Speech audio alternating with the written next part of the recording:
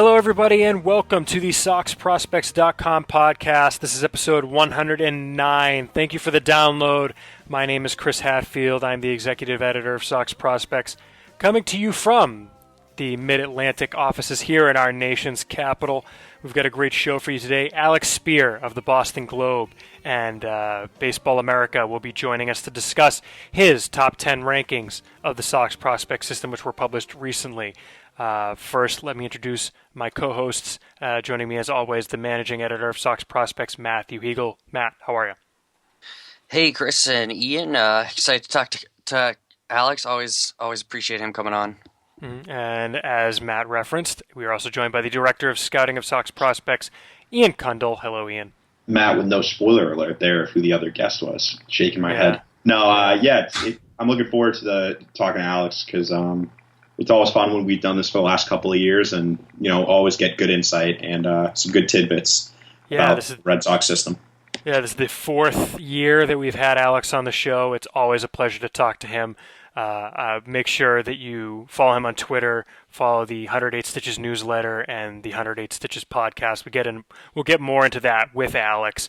But a few things before we get rolling. First off, if you downloaded it, we would really appreciate if you subscribe, rate, and review. Great way to help the podcast. Do us a favor and do that. We would really, really appreciate it. Want to give thanks to the Ludlow Thieves for our intro music. And I guess before we talk to Alex, just so we can kind of save time, we'll not go through this while we've got him on the phone. His top 10 rankings published recently in Baseball America are as follows. At the top of the list, he ranked outfielder Andrew Benintendi number one ahead of Yoan Moncada, who, of course, everyone will remember as playing third base at the end of the year. We'll definitely want to talk to him about that because, of course, we have Moncada ahead of Benintendi. At number three, like us, he's got Rafael Devers. He's got Michael Kopech, the right-handed flamethrower, at number four ahead of Jason Groome, the left-hander who the Red Sox drafted in the first round this year. We're definitely going to want to talk to him about that as well. So that's going to be another great topic of discussion on the podcast. He rounds out his top 10 with first baseman Sam Travis at number six, infielder, a utility player, Mauricio Dubon at number seven. I always say Dubon, it's Dubon. At number seven, he's got the center fielder Luis Alexander Basabe at number eight. Third baseman Bobby Dahlbeck, the Red Sox fourth-round pick in the 2016 draft. At number nine, I think that's where you had him, Ian, correct, in your personal list? Yes, I can bring it up. I had him... No, I'm fairly certain you did. It was either 8 or 9. I think it was 9. Yep. I think you had him at 9. And then at number 10, actually, something that I'm definitely going to want to ask him about. He had the young right-hander, Ronio Raudes, who spent this year at age 18 with the Greenville Drive. He rounds out his top 10 with Raudes. So that's going to be another thing I definitely want to ask Alex about. So we'll get that and, of course, try and get some tidbits from who he has outside of his top 10. Maybe some guys who just missed, some guys he has lower down. Maybe does he agree with us, not agree with us. We'll get into all of that and more in our interview with Alex. And we are now joined for the fourth time he has been a guest on the podcast, which I think means we owe him a set of steak knives or something by the inimitable Alex Speier. Alex, thank you once again for coming on for what is now our annual rankings chat and kind of state of the system chat. It's a pleasure, as always, to have you on, good sir. Well, the pleasure is mine, although I still haven't received the butter knives that I was previously promised. So I'll bleed the steak knives when I'm cutting into red meat. Fair enough. Well, let's make sure, just to make sure we don't forget, let's get the plugs in up front. Everyone should follow you on Twitter at Alex Speier, correct? There's no... Sure, by all means. Yeah, there are no secret punctuation characters to that. And then, of course, everyone should subscribe. In addition to reading Alex's work in the Boston Globe, as well as in the Baseball America Prospect Handbook and on the website right now, there's 108 Stitches, the newsletter. How can people subscribe to that, Alex? Do they just go to the Globe's website? You can find it in the Globe's Red Sox website, or you can also find the link directly through my Twitter page. Excellent. And then I also have to say, I was listening back to our interview with you last year, and I was bemoaning the lack of Alex Speier in the podcast world, but 108 Stitches, the podcast, for those of you who have room in your life for multiple podcasts, of course, everyone should make sure to go listen to that.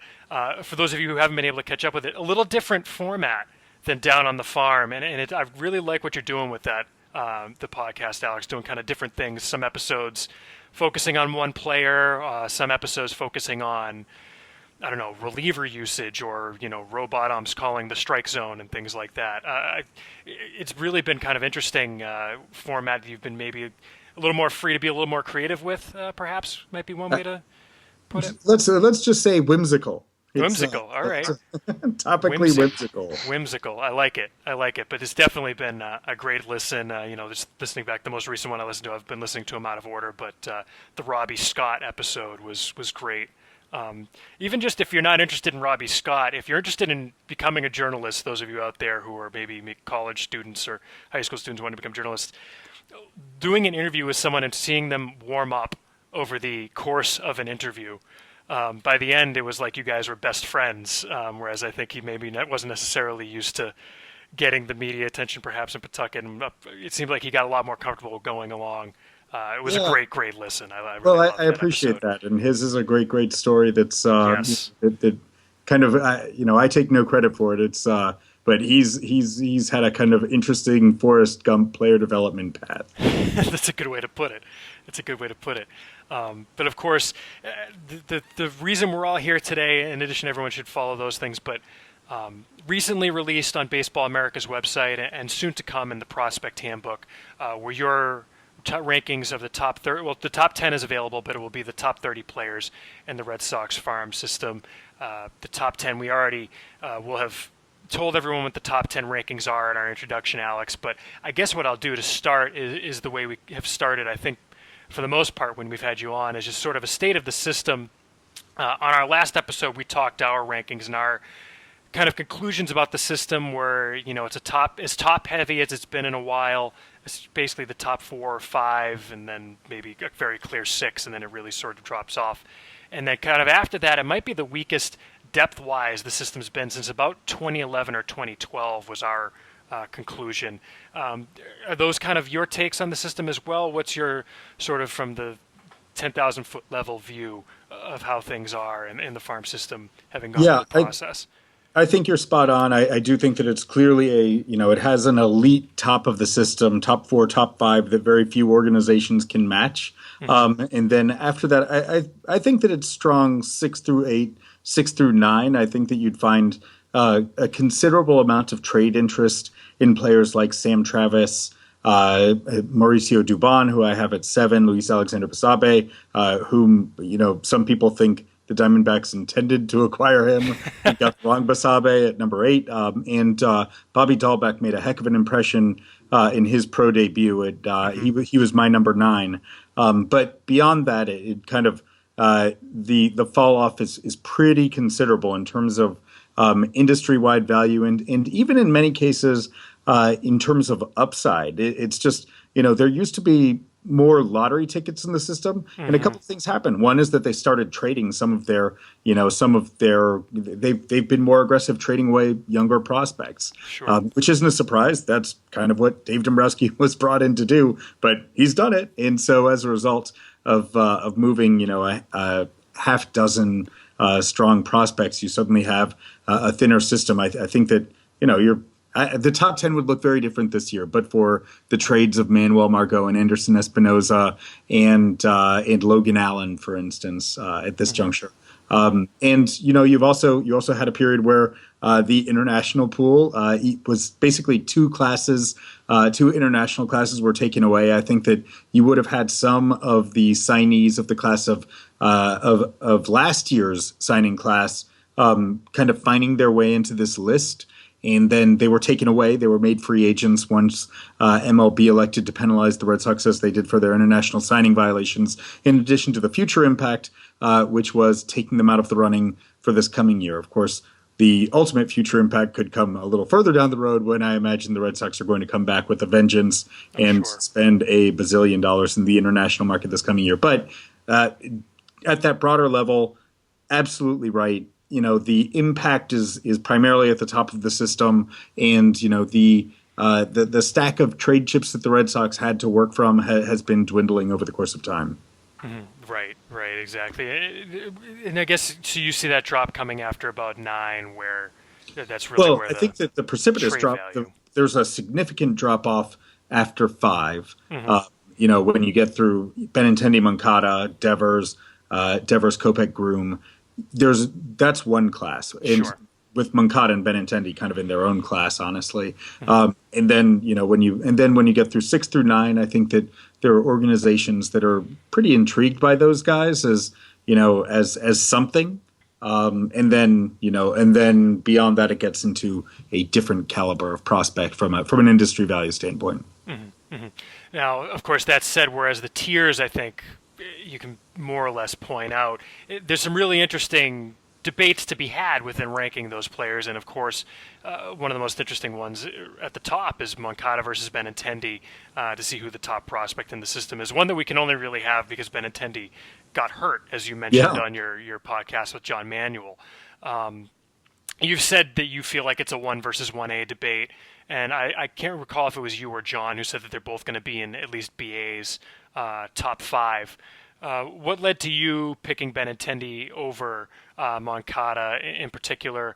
And it did sound like it was one that you really went back and forth on. Is that the case?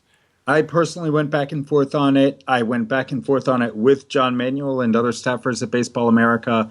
But keeping in mind that this is a snapshot in time, this is a single moment. It is not. Who knows which one ends up being the better major leaguer? But based on what I heard, I would bet on Benintendi having the better career. And I think that the reason is you have a player with an elite hit tool that lends itself to consistently being a very good. His range of outcomes is kind of like very good to surpassingly good, right? Like, the upper end projection is probably a little bit shy of Mookie Betts, but not by too much. In terms of overall dynamic impact and being able to impact the game in every way with an elite ability to get on base, both by hitting the ball and by not striking out, taking his walks, etc. Like one evaluator said, if you were to evaluate power, power to include doubles, this is a guy who he saw hitting, 50 doubles a year with like 15 to 20 home run power and maybe another 10 triples. He could see the guy having 80 extra base hits a year. So, when you look at things in that context, then all of a sudden, some of the different gradations of skill sets that we view between Benintendi and Moncada, I don't know. I think that the floor for Benintendi is so compelling and it's clearly above Moncada's because we saw the swing and miss proclivities that Moncada went through, both in Portland and then again in the big leagues. There's a sizable floor gap that in turn led to the outcome that of Benintendi 1 with Moncada 2. As I talk to people across the industry, numerous evaluators inside and outside the Red Sox organization, there was a very divided opinion about which one belongs as the number 1. But the one thing that was fascinating was that, to me at least, was that people who saw Moncada as number 1 said it's close, but the people who saw Benintendi as number 1, based on both the hit tool, as well as the exceptional makeup and aptitude, said that it was for them. A lot of them said it's Benintendi and it's not close, which I take a lot from people who have strong convictions about these sorts of things. When they've reached a when you hear a number of people reaching the same strong conclusion, then it tends to kind of get you past the divide. Interesting. And I the other thing I was wondering too, because this is something that I've started to wonder about myself, and I'm sure you probably had to have your list into Baseball America before Moncada was removed from the Arizona Fall League, correct?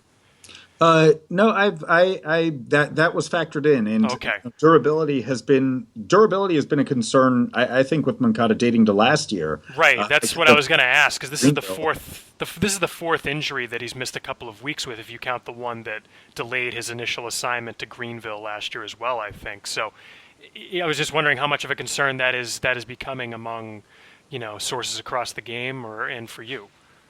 Yeah, I think it is. I think that it's becoming something of a concern, and you watch the guy play, and because he's such a physical specimen, it's like he plays really hard. I think that it's to his credit. He's an intense player, and he moves like a freight train around the field at a lot of times. Like, being able to take that body and move with the speed he does, it is hard to slow down, right? In order to slow down, you require these powerful slides that have led to injuries in certain instances, or sometimes it's, other elements of his game. But I just think that Benintendi plays with a fluidity and ease that, that maybe will lend itself to some injury protection, although, of course, he also suffered an injury in Tampa Bay this year that we shouldn't overlook. But I do wonder, I do have that question about Moncada's durability because he's missed 5 games a week at a time here and there, whereas Benintendi, save for that one injury,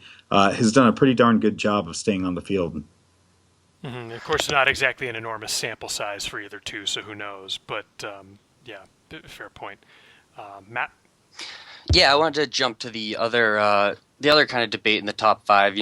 Devers just kind of locked into that number 3 spot. Maybe a little kind of flies under the radar a little bit, but the other big debate is between the two pitchers, Kopech and Jason Groome at 4 and 5.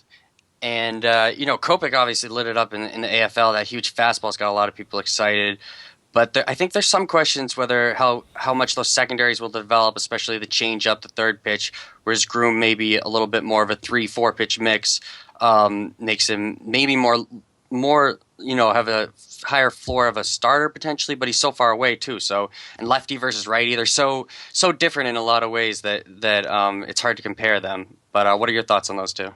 Yeah, it's a bit tricky in terms of apples to apples, but I mean there were scouts who walked out of seeing Kopech pitching, and I mean literally, like there was one who asked himself, "Is this the best arm I've ever seen in my life?" And it's like he has shown like this distinctive electricity in terms of what he does on the mound that has separated him from Groome. Professional experience matters.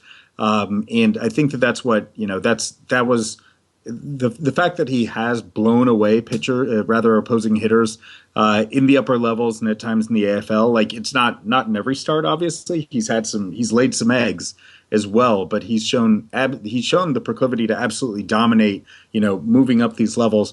That counts. And so I think that was the separator for them, in addition to the fact that, it's just like Kopech just isn't that far from the big leagues, which also, I guess that some of it depends on what ultimately it is that you're ranking for. But proximity to the majors, has relevance. It has relevance in terms of industry value, which is part of the equation. It has relevance to the team's view of their value, right? I mean, Dave Dombrowski typically won't trade guys who are knocking on the door as contributors to his team. He will trade guys who are a little bit further away because he has a chance to adjust the state of his farm system or the state of his organization with those guys who are further away. So those are some of the factors that play in. But I think, based on I've only seen Groome pitch once. I saw his pro debut in the GCL. You are immediately impressed by the ease of his delivery, the just kind of natural feel that he has for multiple pitches. You have no idea how, when I saw him, I forget if he had just turned 18 like the previous couple of days or if he was just about to turn 18, but there is a question of how he'll develop physically. I think that I don't know that Kopech has that question of how he's going to develop physically. He seems to be developing just fine. And so I think that there's a higher degree of certainty. There's a chance. Well, I was going to say there's a chance that Groome has the higher ceiling. I don't think that's true. I think that they both have legitimate, like, top of the rotation ceilings. You would hear most people say they have the ceiling of a number 2 and they don't hang a future number 1 on anyone. It's more like you get a number 2 and maybe they'll become a number 1. But I would say that Groome may have more ways to get there, but because of how far away he is, he also has more ways not to get there. Yeah, that's a good way to put it. I think that's fair. The thing I was wondering with those two is with Kopech, you mentioned that it's a snapshot in time. Does the way that you're able to look at this, or not able to look at it, but the way that you look at this change perhaps if the last 2 outings that you have are the last 2 outings that he ended the year on, where his last regular season outing, he didn't make it out of the first, and then in the playoff game, he didn't make it out of the third. Does that? Obviously, you're not going to let that completely change your ranking of a guy or your perspective on him, but if there are more maybe questions than answers, and he doesn't come back with this resounding answer in the Arizona Fall League of "Nope, I figured it out, I'm okay." Does that make it maybe a little harder to say that he's separated himself from Groome, whereas maybe it'd be a little closer? Nope. The separation had occurred to me, I think, before the AFL, and in fact, I talked to a scout who had Kopech as his number 2 in the Red Sox organization, and he had that after having seen his only look at Kopech this year. I think was one of those last 2 starts, and he still came away saying like, I couldn't believe that arm. I just couldn't believe it. Like it's, maybe he was tired. Maybe something was a little bit off in his final start of the year. Maybe because of, maybe he was kind of hitting that dead arm period that sometimes guys will hit in May, based on his late start to the season. But no, the AFL didn't play into it. Interesting. All right. Well, I guess getting past that, one of the kind of things that I guess it didn't really jump out at me because I knew from reading 108 Stitches and reading you on Twitter and things like that you were high on Roniel Raudes, but you've got him up at 9 as a guy who basically has at 10. Sorry, not 9. 9's Dahlbeck.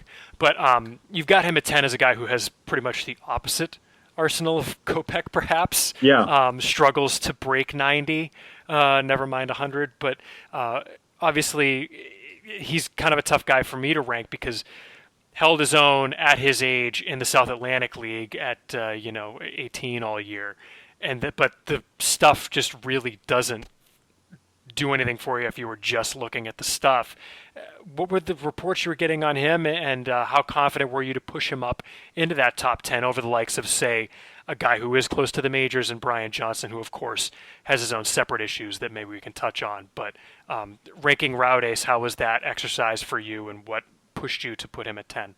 Yeah, Raudes and Johnson was actually a really interesting question for me, and it was kind of that was a pretty close one for me to kind of sift through, because I think that Johnson is maybe close to the majors, but his stuff backed up considerably after he came back. After he came back from his treatment for anxiety. I think that, honestly, my view of his makeup was already probably high, but it went up by virtue of the fact that he was courageous enough to step away from his career and recognize that he had to get his life in order before he could. He was strong enough to be able to walk away from that kind of proximity to the major leagues. I think that is a great testament to him as an individual. That said, when he did come back, look, his stuff has always been kind of fringy, right? Like it's been, the curveball plays, but the curveball was the one pitch that he had as a weapon, but it necessarily needs to have that full complement of pitches. And if he's, we saw it when he was in the majors, when he was 86 to 88, and granted, that was a terrible sample based on some weirdness that surrounded his debut in the middle of 2015, but 86 to 88, we've seen it with Henry Owens. If it doesn't play, it's really hard to be a good pitcher when you're working with that kind of velocity. Whereas that's what he was at when he was in AAA last year. His curveball didn't show the same bite when he came back. He started throwing strikes again, which is promising for him.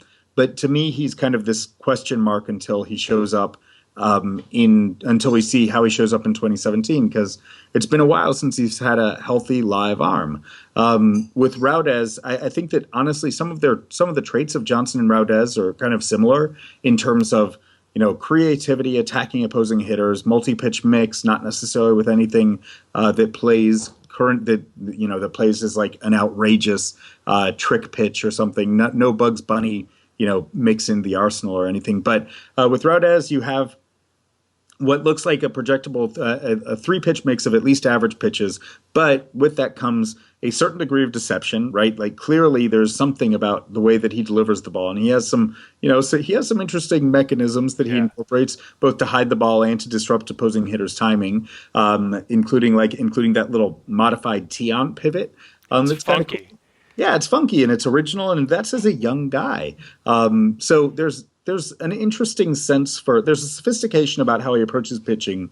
There is a willingness to attack the strike zone and an ability to attack the strike zone with 3 pitches. The command projects as being clearly plus, maybe 65 grade. And I think that there's, he's 18 years old, which means that if he's showing you stuff, if he's flashing, if he's showing average stuff across the board right now, there's a decent chance that something plays up, especially because he is someone who seems to just have a sense for how to make some adjustments that they can allow him to play up. Now, it's a little bit speculative. I view him as a good floor guy for being, an 18-year-old in single A. I think that his ceiling, you have a broad range of perspectives on it. I think that the highest compliment given to his ceiling that I encountered was a suggestion that, this is like an Irvin Santana, that he could develop into an Irvin Santana-like guy, who's like Santana has a similar frame, very whippy little arm. He's able to mix and just, throw strikes in different ways in order to be able to get hitters out. That's not a bad ceiling. That ceiling would put him ahead of Johnson, whose ceiling I think right now is probably capped as that of a number 4, maybe number 5. But Braudez is just kind of interesting, and I think it's easier to see based on what has been seen over the last 18 months. It's easier to see his upside right now than maybe it is even Johnson's. Johnson could disprove me in spring training, and that would be great. But for right now, until his stuff comes back, that's why I had Raudis ahead. Like you said, snapshot in time. Yep. Yeah, and just above that in the sort of 6 to 9 range, it seems like at least for us, Sam Travis sort of locked into that 6th spot, and you can let me know if you disagree. But after I that, had it fluid between 6, 7, and 8. Like I heard different people putting Basabe or Dubon ahead of Travis. That was a fluid mix. Okay, interesting. I was going to ask you sort of how you came down with Dubon in that next spot, and sort of the comparison between him and Marco Hernandez, who we have sort of back-to-back in our rankings, and somewhat similar projections. I'm just wondering what kind of separates the two for you. I think that Dubon is a legitimate shortstop. I think that his clock just works better for all of the infield positions that he plays. So I think that there's a better feel for the game from Dubon. I think that is going to translate to greater value. I think that it's going to be easy for him to take on whatever role is made available to him, whether that's as a utility guy. There are teams that think that he can be a starting shortstop or second baseman in the big leagues. With Hernandez, I think that the ceiling, if he exceeds the likeliest profile, which is like Dubon as a utility guy, then his likeliest role would be as an everyday second baseman. So from that vantage point, slightly less value than Dubon. I haven't heard a lot of optimism that Hernandez could be a super utility guy who could take on the outfield. I saw Dubon make some okay plays in the outfield in the AFL. I think that he has a pretty good chance of being just more adaptable, more kind of fit, a more precise fit for that super utility role. I think that the makeup for Dubon, like just the feel for the game, is so good. I mean, it's really what he's doing as a guy who grew up in Honduras and like moved to Sacramento as a high school junior and really has not that much exposure to the game on a full-time basis is pretty remarkable. And there are just a lot of people who believe in Dubon as a kind of impact player, whether it's in that kind of super utility role that now exists and has become so important in the current baseball landscape. Whereas I think that Hernandez, my guess is that on a first division team, he's a utility infielder, not a super utility guy like a Brock Holt. He is left-handed, which gives him an advantage over Dubon. But I'm impressed by both of their hit tools. I think that Dubon's clock plays in a way that separates him a little bit from Hernandez. You mentioned that some teams see Dubon as a starting shortstop. Is your sense that and if you've received this directly and don't want to say, I'll give you the out by saying, is it your sense? But that the Red Sox are or aren't one of those teams, because I just find it interesting that I think they've come out and said the reason he's playing center field some in the AFL is to get him that super utility exposure, I guess. So do you think that in a pinch, say Xander Bogaerts goes down for the year with some ACL injury or something, God forbid, at some point could Dubon take over that role, or is that maybe, do they see that being a little over his head? I would think that the Red Sox see. I wouldn't be surprised if the Red Sox came to the conclusion that Dubon was their best option as an everyday shortstop if Bogaerts were to go down for any length of time. I would not be surprised by that at all. I think that the sum of the parts I think have made a very favorable impression on a lot of people in the organization. They might be suboptimal for the first half until he's gotten some exposure to AAA, especially. But he has oftentimes required a little period of adjustment at different levels, or at least he did in Salem. I guess that was the most glaring instance of it. He's been pretty darn good in a lot of other levels. But I think that, say second half of 2017, if Bogaerts were to be injured, I would be surprised if anyone, but if someone except Dubon was viewed as the best shortstop starting depth option. Interesting. Who would you have ahead of him? Who do we have? Well, there was some debate on Dubon versus Hernandez, and I think we might have come to a conclusion in the last podcast that we ranked him behind Hernandez because of a misunderstanding, but it's Travis, Basabe, and then with Brian Johnson. I just mean as a shortstop. If Bogaerts went down, No, it's no one ahead of him in the system, but whether they view him as a player that could field shortstop over a full season or multiple season period, as someone who could handle shortstop as your everyday shortstop. I guess it was a poor way of asking that very simple question. But in the system, I agree with you that it's certainly not Devin Marrero at this point. Yeah, unless they wanted to go straight glove, Yeah. Well, the glove's not even there anymore, frankly, based on what we've seen and heard there. The glove's barely even good. It's kind of funny listening back to our podcast last year today. It was kind of crazy to me that Devin Marrero was a top 10 prospect at this point a year ago. I certainly had him there, and it's been a pretty precipitous decline when you post the worst OPS in full season minor league baseball. Wow, I didn't even realize that he had gotten that low. Yikes. I guess switching gears a little bit, the 2016 draft, for right now at least, obviously when we came out of it, it looked like it was going to be the Jason Groome and everybody else draft. But then, of course, Bobby Dahlbeck went and made a mockery of the New York Penn League and made your top 10. But I guess as a whole, guys like, obviously we know where you put Dahlbeck and Groome, but guys like a Sean Anderson, a Mike Shawarian, a C.J. Chatham, maybe even some of the guys lower down. What was the take on them? How does this draft look a half a season out? And is there anyone that kind of stood out for being maybe a little higher or a little lower than where it seemed like they might be when they were drafted? Well, I think Dahlbeck is the one who really jumped his status, right? Of course. To make it up to number 9 for a guy who came into the system with all kinds of swing and miss and, approach questions, and who hit, he hit like Babe Ruth, right? Literally like Babe Ruth when he was when he was in Lowell. So that was pretty good and surprising. I think that Chatham probably, for me, falls in roughly the range that you might expect a second rounder to fall. I was actually pretty impressed by what people were seeing in Shawarin in terms of his ability to be a starter going forward, and thinking that he had a chance to be pretty good. I heard positive things. I didn't hear anything that was particularly enthusiastic about Anderson, for what it's worth. But he had a dreadful start to his pro day, to his pro career. Maybe he bounces back, or maybe he's the next Austin Maddox. I heard very good things about Nogasek.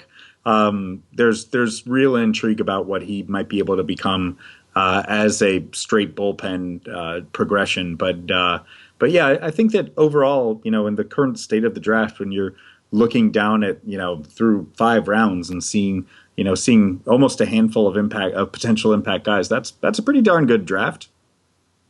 Yeah, definitely. Especially with Dahlbeck, it's interesting to me what would have happened if they had you don't want to say been able to promote him because they certainly could have, but it seemed pretty clear at one point that he was staying in Lowell because they were going to make the playoff run, and where if they weren't going to make the playoffs, he would have gotten the same bump to Greenville that Andrew Benintendi got last year. It was kind of crazy to me to look and see no comp for the numbers he put up. I mean, he put up better numbers than Benintendi did, although I didn't isolate the split when Benintendi got his act together after that first week. Got his act together is probably not the right way to put it, but definitely intriguing to see what he does. That's pretty good company, when you're like trying to figure out, is he better or the same as Benintendi and Lowell? That's pretty good. Yeah. And actually, Matt, I hope you don't mind if I jump in with this, but just kind of leading out of that Dahlbeck question. Something that you had also mentioned on your podcast with John Manuel is the state of third base in this system, where you've got, if you count Yoan Moncada, Rafael Devers, Bobby Dahlbeck, and, to a degree, at least as a top 20 guy, Michael Chavis, we've got him in our top 20 at 14, to that 14, 15 range. Close to that, I think. Yeah.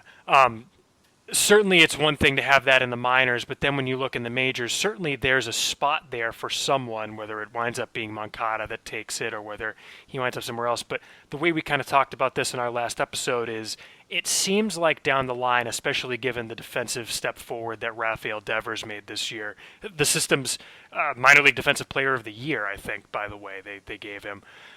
It seems like there's 4 spots for the 3 guys that are going to be the starting outfield next year of Betts, Bradley, and Benintendi, Yoan Moncada, and Rafael Devers, if you consider that Moncada could, in theory, move to the outfield down the line.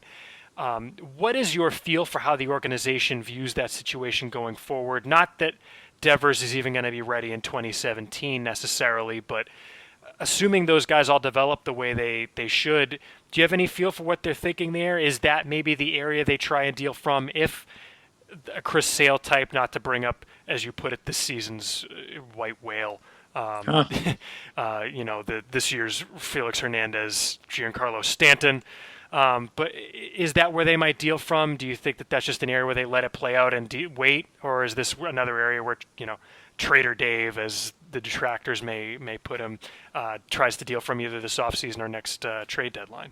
Well, I think that if you're looking to have a big chip, you have the flexibility to consider dealing either Moncada or Devers, in theory, by virtue of that. Now, you can also find a way for them to be complementary, as you pointed out. You could, theoretically down the line, you could have Moncada going into left field. Let's say Jackie Bradley Jr. is used as a chip. Benintendi goes to center. Betts is in right. I don't think Betts is getting traded at any point. I can't imagine Betts being traded at any point. I can't imagine Bradley being traded. I have a hard time imagining Benintendi being traded. But yeah, I think that it gives you flexibility. I think that it's a matter that they don't feel a particular urgency to resolve right now. I do think that right now Devers there's a pretty good chance that Devers has a decent chance to be a better defensive third baseman than Moncada. Right now, he's certainly a better defensive third baseman than Moncada, based on just reliability and the feel for the position. Devers is really he's pretty damn good at that position. Yeah. So, it does open up a number of different possibilities, though. You could, theoretically have Devers move over to first base. We should not forget that, that Dustin Pedroia is probably not immortal and probably not going to occupy second base for the rest of this century. So, so there's theoretically the possibility that down the line Moncada could move back to second base. Let's say that Devers requires 2 more years in the minors, then you're looking at 2019, getting closer to the end of Pedroia's contract, and who knows how often he's playing. There are different ways to finagle it, I suppose, is the best way of putting it. And none of it is imminent enough that they've had to kind of go through the exercise of, well, how do we make this fit, or do we need to trade one? But I think that, I think that there's an awareness that they're probably going to be playing in the deep end of some pools with regards to trade discussions. And as they do, they're probably going to have to make available some of their very good prospects in that top 5, because if you're trying to deal a good piece to them, as we mentioned before, the drop off is significant enough that it kind of becomes a non-starter. Yeah, I wanted to ask you about those outside your top 10, which is obviously published at this point. Who were a couple guy, one or two guys maybe that you had a tough time leaving off, or maybe just guys that intrigued you, and then outside of Just to clarify, Matt, leaving out of the top 10. yeah, who were tough to leave off the top 10, and then Yeah, I think also like a deep sleeper if you have a name or two. Sure. I think that the biggest question, I did wrestle with that number 10 spot. For me, the top 9 spots through Dahlbeck were all pretty clear. I think that once you got down to number 10, then there was some interesting debate about Raudez versus Johnson, who is someone who had kind of proven it in the upper levels, versus, let's say, a CJ Chatham, who did, I think, make a pretty favorable impression in his debut, or even a Marco Hernandez for some of the reasons that we mentioned above. I mean, that's a guy who's just about major league ready to be a utility infielder, with some interesting bat life and an interesting set of tools. There are plenty of people who like Marco Hernandez pretty well throughout the industry. So I think that those were some of the guys who were in the conversation at number 10. In terms of deep sleepers looking a little further down, I suppose that one that qualifies as such would be that Victor Diaz made such a tremendous impression on everyone with what he was doing down the stretch in Greenville, when he was just utterly overpowering with so he throws 95 to 100, but the fastball isn't what gets swings and misses. But he added kind of he now has potentially 2 swing and miss secondary offerings in both a slider and a splitter that give him an opportunity to attack people, kind of closer potential. He has a chance to fly through the system in 2017. I mean, I wouldn't completely dismiss him as a major league possibility for late 2017. He was that good, even though he finished the year in A-ball.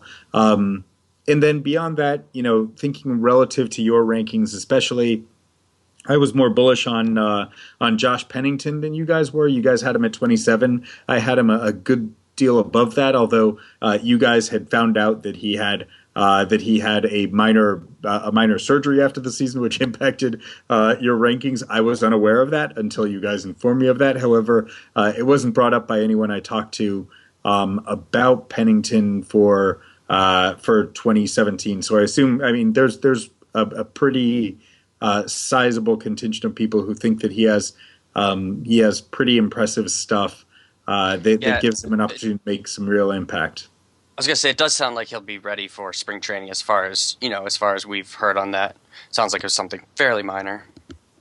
Yeah. So that being the case, the stuff that he showed some legitimately electric stuff. This was a guy who, in the showcase circuit as a high schooler, was getting amazing numbers of swings and misses while he was working in the high 80s. But now he's kind of working in the high 90s with the great Tommy John, step forward in stuff. So he's someone with a chance to make considerable headway in the rankings going forward as he gets to full season ball. And Alex, I guess something that's maybe not only outside the rankings, but I guess outside the prospect world, but instead on the Major League club. You wrote in 108 Stitches today about what a Mookie Betts extension might look like. And I was just kind of curious. I would suggest to everyone, of course, that they go read that and subscribe to the newsletter again. Thank you. And apparently my cat in the background agrees with me. But I just wanted to see what your feel was for the chances that the Red Sox do try and make that happen and extend him before opening day, or perhaps also a Xander Bogaerts, who is, of course, a guy who is one of the top young shortstops in the game, but maybe at this point is lagging a shade behind the Francisco Lindor type young shortstop level, maybe a Carlos Correa type guy. Maybe get a chance to lock him up before opening day while he's occupying the space he's in, as opposed to maybe making a jump forward similar to the kind that Betts made this year. Either of those guys, you getting a feel for what they might do?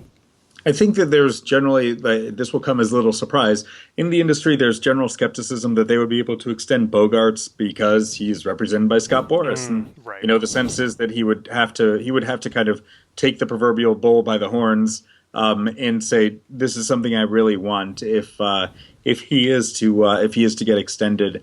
at this early stage of his career as a first-time arbitration eligible. As for Betts, I think that through the industry, there's slightly greater, there's slightly greater intrigue as to whether or not he would be open to an extension.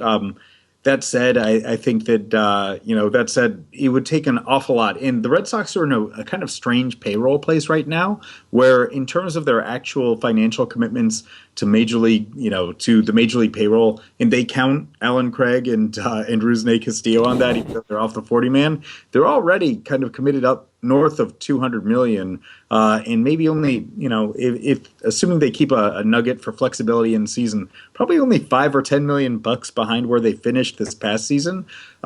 So, it's a little bit interesting with Betts. I wonder if maybe it'll be one of those deals where maybe they'll kind of just do a 1 year, do his 1 year pre-arb deal this year, but then maybe after opening day they will be able to explore what a long-term deal looks like. But at this point in his career, this is a guy who's 24 years old, and he's a top 3 MVP candidate, obviously, and maybe an MVP winner. You're looking at kind of the comps are like Buster Posey and his 9-year, $167 million deal, and Freddie Freeman and his 8-year, 135 or something deal. So it will take an awful lot of money. I wouldn't be surprised if it required like 7 and 150 or something in order to be able to extend Betts at this point.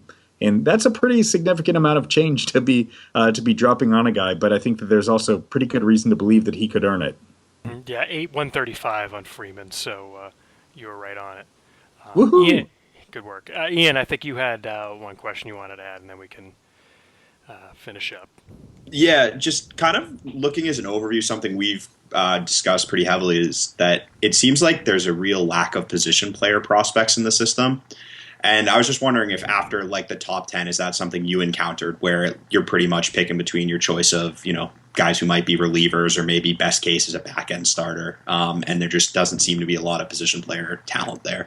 1,000,000%. It is a staggering thing to go through like the back end of this top 30 and be like, well, is he, to kind of parse whether or not the guy who has a chance to be a same-handed specialist ranks slightly ahead of the guy with a chance to be a 7th inning guy. I mean, I think that there is a real lack of impact position players, and it's going to be you're very astute in observing that. I think it is going to become an issue for the Red Sox at some point because it will impact the depth of their major league team. Their ability to withstand injuries is going to be very much an open question at various points, which is why someone like Dubon might seem like he's a great trade candidate because you have Brock Holt or whatever, but my gosh, you need to be able to cover yourself in as many spots as possible, probably with as few guys as possible. So it may be really hard for the Red Sox not to have at least 2 of the 3 of Holt, Dubon, Hernandez around in their system for a goodly while to come because back further down in their system, there just aren't a lot of guys who look like they're going to be able to supply that kind of solid depth to their position playing core for the next couple of years. Well, and then kind of playing off of that, do you think that's something that could potentially, you mentioned earlier that if depending on how the international rules turn out, there's a very good chance that the Red Sox go big this summer when they're finally allowed to spend again. Do you think that will have any impact on how they approach either A, trades, or B, the free agency, with the idea that if they give up their first round pick again, that's another potential opportunity to add talent taken away, given how little depth there is at the low minors? It's a great question, and I don't have a great feel for the answer because I do think, there is still to a degree, a newness about figuring out, Dave Dombrowski's operating MO. Or I suppose that's redundant. Dave Dombrowski's MO would have sufficed. But yeah, I think that I think that he does pretty clearly value the draft pick. That was part of the calculus with regards to pursuing a guy like Price last year, for instance. And he felt very good about keeping the draft pick around with obvious payoff, right? Think about what happens if they sign Greinke, say, instead of Price, and then you don't have a guy like Groome in the system. So I think that may weigh into it. How that affects international, I'm not sure. I was actually very curious to see whether or not they would, kind of throw their weight into pursuing guys like Lourdes Gurriel, because that's a quick way to repopulate the upper level depth, position playing depth of your system. They obviously didn't do it with him, in part because he most likely plays a position where they have the prospects we were talking about, the third base prospects that we were already talking about. But I can see them. This is just kind of spitballing ideas. I can certainly see them becoming a little bit more aggressive in, say, the Cuban market for players who are 23 and older in the short term, to be able to kind of bolster some of that position playing depth that really seems like it's being thinned out pretty quickly. Mm-hmm. Interesting. Yeah, like you said, if they keep this format for the international market too next year, that seems like another place where they're going to hit hard. An area where, hey, I mean, Eddie Romero getting a promotion this offseason shows the work they think he's doing in terms of bringing in those players. So the line would have been really long to hire him in a second. Yeah. I think that they were in a position where they were going to have to promote one or both of Amiel or Eddie in order to keep them. And I think that they probably recognized that pretty quickly as well. Yeah, it did seem pretty clear as soon as Hazen left that was going to happen. Either they were going to go with him or get promoted. All right, well, I think, assuming these guys are spent as well, Alex, thank you so much for coming on this weeknight. We appreciate all the work you do. We will be keeping an eye on your 108 Stitches newsletter and listening to the 108 Stitches podcast. Follow him online at Alex Speier.